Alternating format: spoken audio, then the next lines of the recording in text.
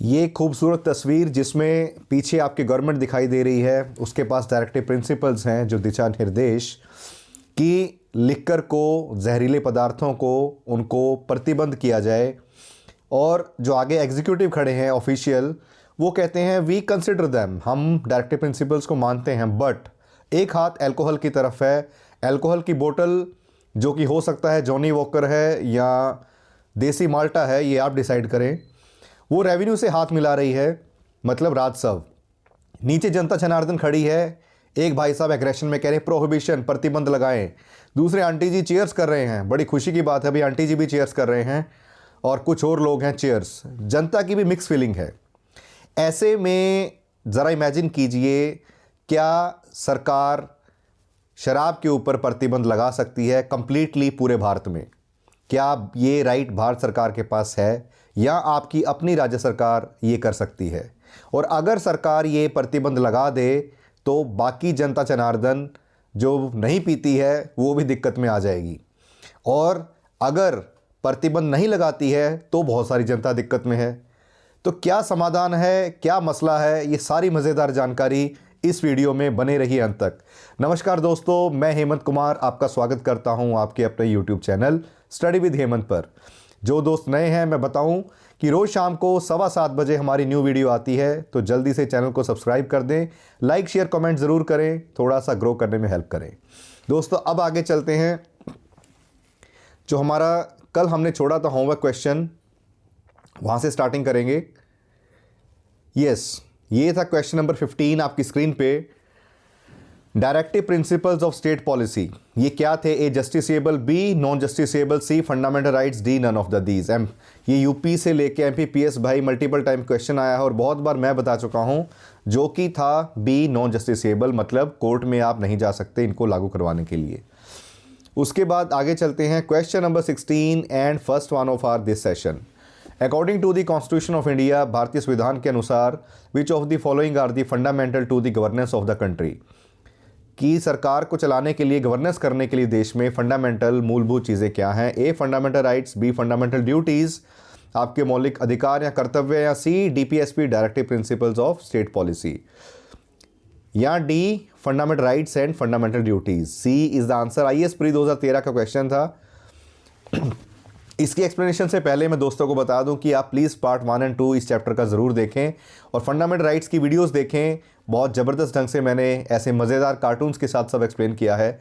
इस चैप्टर की first video में सारे कॉन्सेप्ट्स आपको पानी की तरह क्लियर हो जाएंगे, आप बेहतर कनेक्ट कर पाएंगे। स्टिल जो नए हैं, इसमें भी मैं पूरी डिटेल में हर क्वेश्चन को एक्सप्लेन करने वाला हूँ, तो बने रहिए दोस्तों। आर्टिकल 37 कहता है कि कॉन्स्टिट्यूशन का डीपीएसपी जो है एनफोर्सेबल कोर्ट में नहीं है, लेकिन फंडामेंटल है in the governance of the country, देश को चलाने के लिए बिल्कुल फंडामेंटल है। It will be the duty of the state की इंश्योर करे, इन सिद्धांतों को लागू करे जब भी वो अपने कानून बनाए। इसीलिए C was the right answer. Question number 17, under the constitution of India, concentration of wealth violates, संविधान के अनुसार जो कॉन्सेंट्रेशन है धन का, दौलत का जो संग्रह है, एक जगह पे इकट्ठे होना, वो क्या वायलेट करता है, क्या भंग करता है? Right to equality, B directive principles of state policy, C right to freedom, D concept of welfare state. So अब देखिए B is the answer DPSP. जैसा मैं ऑलरेडी बताया मैंने आपको कि कॉन्सेंट्रेशन ऑफ वेल्थ की जो भी रिसोर्सेज हैं, संसाधन हैं, धन है, वो एक जगह पे इकट्ठा ना हो, कुछ ही हाथों में सीमित ना रह जाए, वो कॉमन कम्युनिटी के वेलफेयर के लिए है, ताकि हम वेलफेयर स्टेट बना सकें। इसलिए इसका डीपीएसपी आंसर है। वेलफेयर उसका आगे कॉन्सिक्वेंस है, आंसर यहाँ पे डीपीएसपी है, डीपीएसपी में दिया गया है। तो वायलेशन किसकी होगी? डीपीएसपी की। नेक्स्ट इज एक्सप्लेनेशन में देख लीजिए, आर्टिकल 39 में दिया गया डीपीएसपी की सर्टन प्रिंसिपल्स हैं, इसको डिटेल में देख लेते हैं एक बार। Certain principles of the policy to be followed by the state. State shall in particular direct its policy towards securing, कि अपने नागरिकों को क्या सिक्योर करे, that all the citizens, men and women equally have the right to educate means to livelihood, कि चाहे औरत है मर्द है, दोनों के पास आजीविका चलाने के लिए भरपूर संसाधन हो, पर्याप्त संसाधन हो। बी है the ownership and control of the material resources, जो भी संसाधन है ऑफ द कम्युनिटी, समाज के, वो इस तरह से डिस्ट्रीब्यूटेड हों as best to subserve the common good, ताकि वो जनमानस का कॉमन विकास कर सकें, कि इस हिसाब से उनको डिस्ट्रीब्यूट किया जाए स्टेट के द्वारा।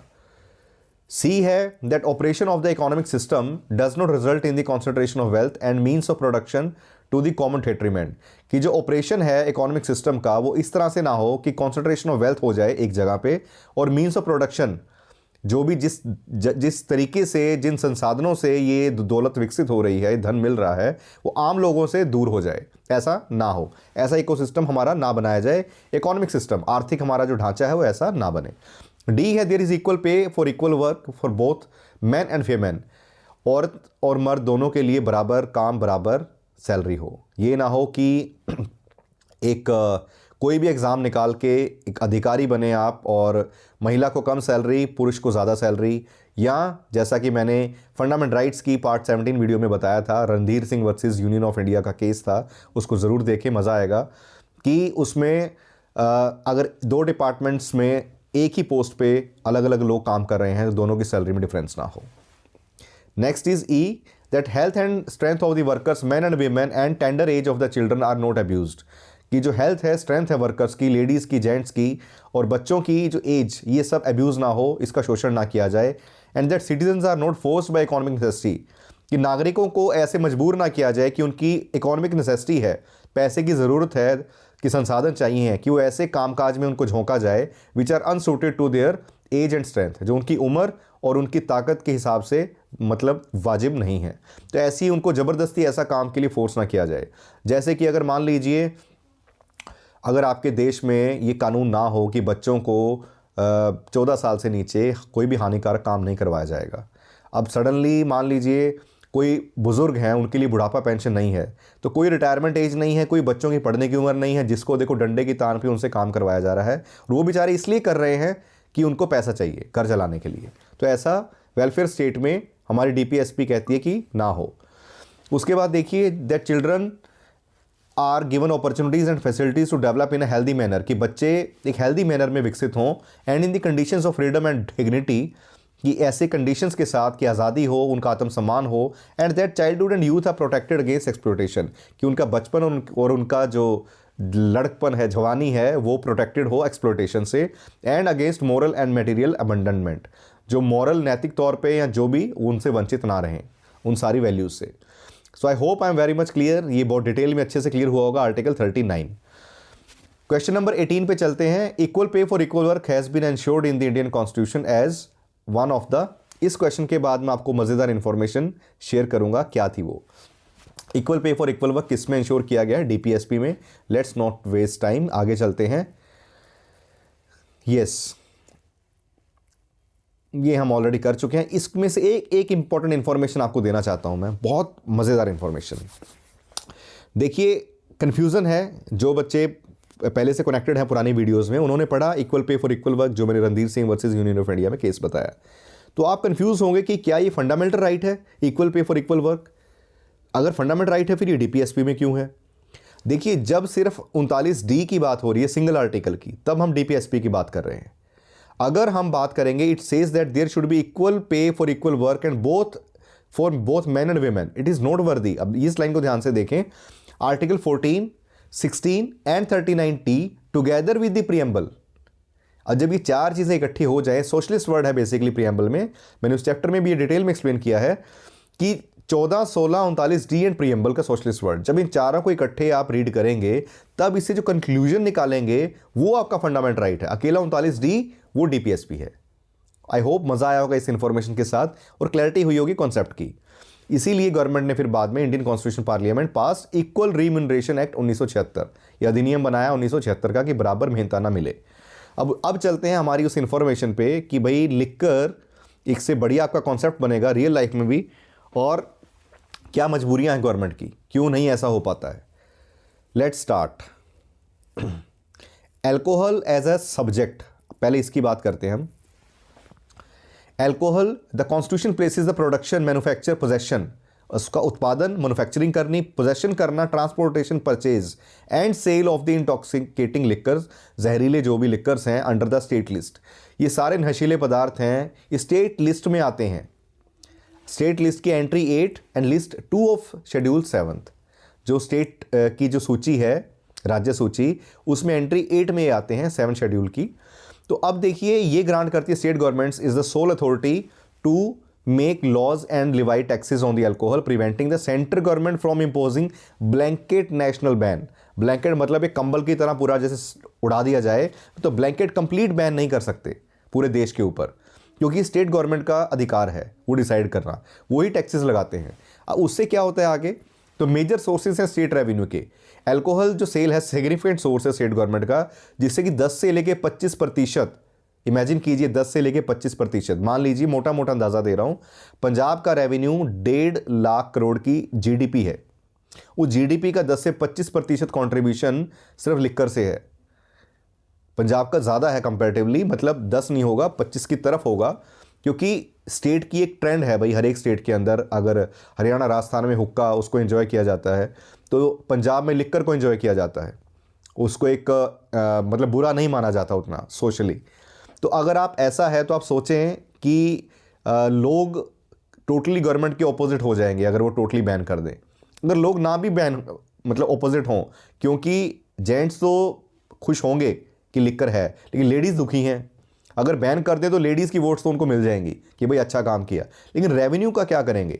उसी रेवेन्यू से गवर्नमेंट बहुत सारी वेलफेयर स्कीम्स डिसाइड करती है बाकी लोगों के लिए भी, तो ये एक बड़ी दिक्कत है। तो पोटेंशियल है जो मासेस के लिए इकोनॉमिक लॉस कंप्लीट बैन, वो बहुत डिफिकल्ट है, और पॉलिटिकल और फाइनेंशियल डिसीजन मुश्किल हो जाएंगे स्टेट के लिए, बहुत सारी स्टेट्स के लिए फाइनेंशियली भी दिक्कत में है और पॉलिटिकली भी, क्योंकि सत्ता में भी बने रहना है। आगे चलिए, ये थोड़ा सा डिटेल में बताया मैंने, ये बहुत इंपॉर्टेंट चीज़ है, आपका एक अच्छा ओपिनियन भी बनेगा एग्जाम में। आपके पास कहीं पे भी कोई रिटर्न एग्जाम, आजकल एक नॉर्मल अगर बैंक पीओ का भी एग्जाम अगर आप देखें तो भी सेकंड राउंड के अंदर रिटर्न टेस्ट आने लग गया है भाई, चाहे इंटेलिजेंस ब्यूरो चाहे यूपीएससी पीसीएस की तो बात ही छोड़ दें, वहाँ पे तो आपके लिए प्योर क्रीम है जो मैं एक्सप्लेन कर रहा हूँ आपको। Failure of the past prohibition experiment, जो फेलियर्स हुए हैं पुराने एक्सपेरिमेंट्स का, जैसे कि स्टेट्स हैं हरियाणा, तमिलनाडु, केरला, इन्होंने एक्सपेरिमेंट किया पार्शियल या कंप्लीट जो बैन प्रोहिबिशन करने का पास्ट में, बट इवेंचुअली उनको रिपील करना पड़ा, ख़त्म करना पड़ा, रद्द करना पड़ा, क्योंकि इनइफेक्टिवनेस रहा और अच्छा खासा रेवेन्यू लॉस भी हुआ और उसके साथ एसोसिएटेड प्रॉब्लम्स भी आई, कई प्रकार की दिक्कतें जो हम आगे देखेंगे अभी।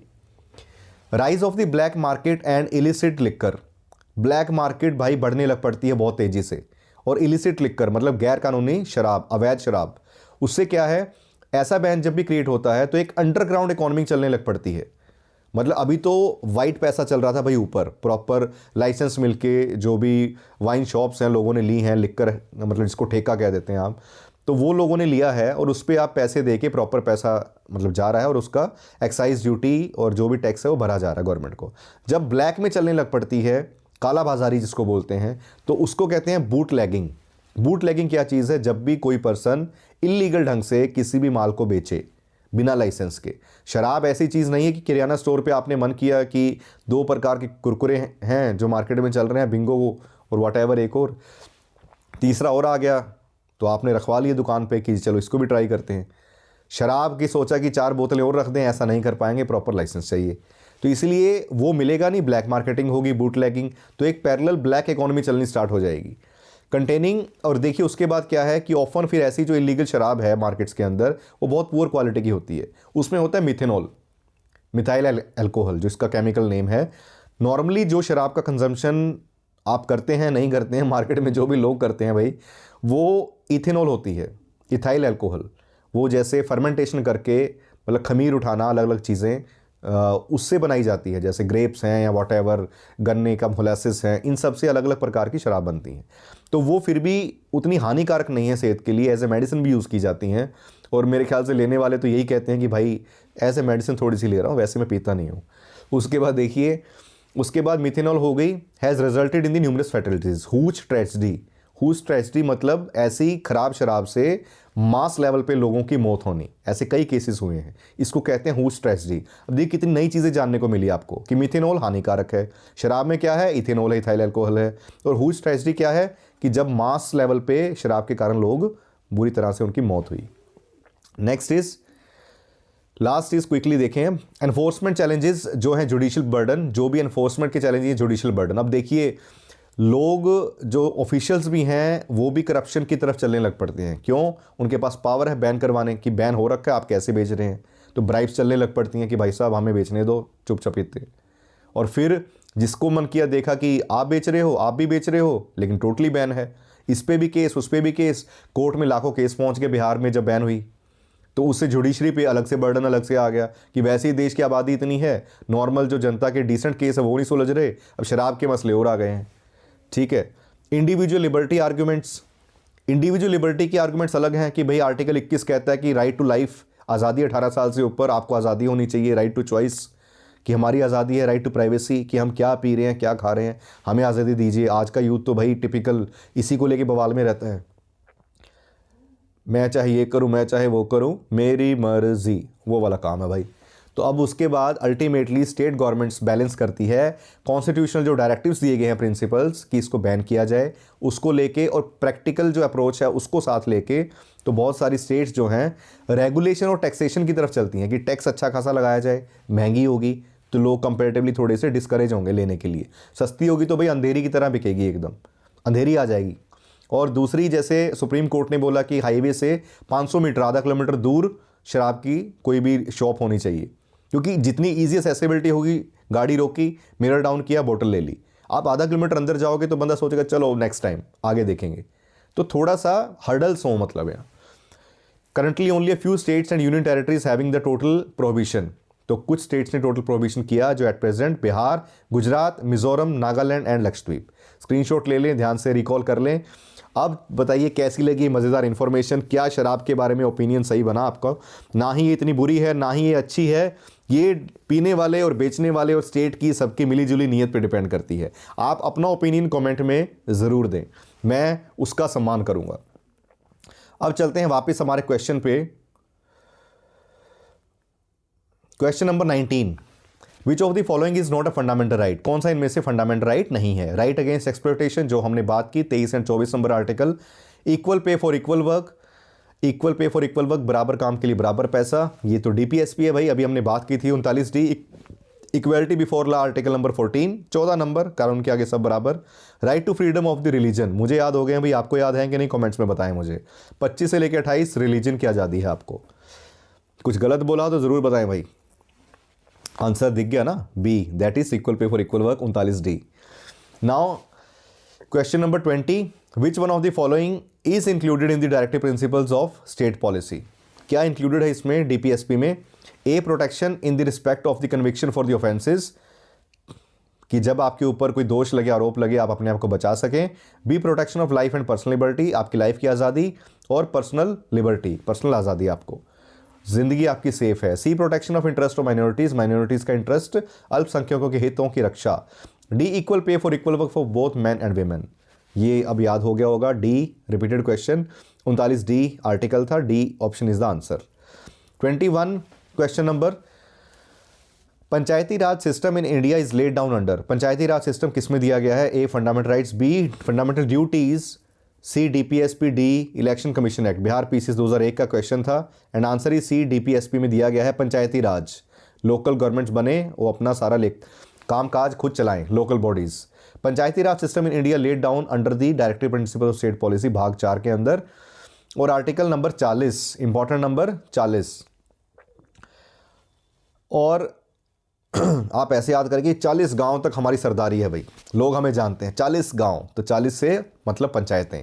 According to this article state shall take steps to organise village panchayat and endow them with such powers, कि स्टेट इस हिसाब के स्टेप ले कि विलेज पंचायत का गठन हो और उनको ऐसी पावर्स दे कि वो अथॉरिटी हो उनके पास जो भी नेसेसरी हैं ऐसे काम काज के लिए जो एक सेल्फ गवर्नमेंट की यूनिट के तौर पे काम कर सके। वहाँ के छोटे मोटे मसले हैं गांव के खुद सुलझा सके, छोटे मोटे टैक्स कलेक्ट करने हैं, वहाँ की लोकल गवर्नेंस को रन करने के लिए वो उनके पास पावर हों। आगे चलिए दोस्तों, question number 22, list 1, list 2, abolition of titles. पहले ये देखते हैं, right side DPSP, organisation of village panchayat union and its territories to provide the opportunities for education to the children ward between 6 to 14 years, 6 से 14 साल के बच्चों के लिए फ्री एजुकेशन की अपॉर्चुनिटी। इधर है फंडामेंटल राइट्स। डी है India that is Bharat is union of states, इधर है फंडामेंटल ड्यूटीज। सो क्या किससे मैच करेगा अच्छे से पता है। देखिए टाइटल्स को एबॉलिश किया गया था आर्टिकल नंबर 18 के तहत, उपाधियों का खात्मा, एक्सेप्ट एकेडमिक एंड मिलिट्री। जो पुराने स्टूडेंट्स को पक्का याद होगा उन्हें भाई, बहुत रिपीट करवाया मैंने, रिवाइज करवाया है। ऑर्गेनाइजेशन ऑफ विलेज पंचायत हो गया डीपीएसपी में, फिर अपॉर्चुनिटीज़ जो दी गई हैं 6 से 14 साल, भाई ये फंडामेंटल ड्यूटी है हर माता पिता की कि भाई बच्चों को फ्री एजुकेशन और उसका मौका दें, पढ़ाएं उन्हें। और the India that is Bharat union, ये है 2 ऑप्शन होगी इसकी, तो ये आपका answer B that is 3142। Chhattisgarh PCS 2019 का क्वेश्चन था, ये ऑप्शंस आपके सामने, फंडामेंटल ड्यूटीज़, सीट पॉलिसी और ये last one. Question number 23, which one of the following articles direct state government to organise village panchayats. Village panchayat का गठन करने के लिए किसमें कहता है, आर्टिकल नंबर 40, रिपीटेड क्वेश्चन। उसके बाद question number 24, which of the following articles government organise panchayat, repeated question, article number 40, ये हम ऑलरेडी कर चुके हैं। 3 आर्टिकल्स और हैं, आर्टिकल 33, आर्टिकल 50, 48, इनको देख लें।